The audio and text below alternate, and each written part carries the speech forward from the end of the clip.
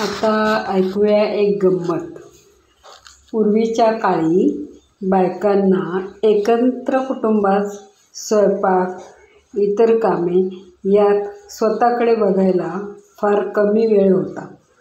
पण आता काय करावं तर बाई, आता काय यूट्यूब, फेसबुक, इंस्टाग्राम वर जेव्हा बघावं तेव्हा ब्युटी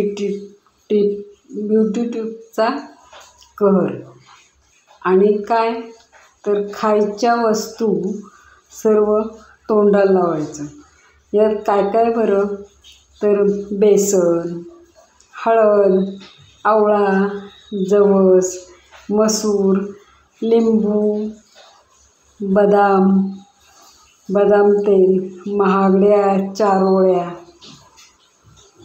केळ, अक्रोड, पपई, नंतर काय लावा तर तांदूळ, कोरफड, व्हिटॅमिन ई कॅप्सूल. आमच्या वेळेला हे खायला मिळायचे मारामार.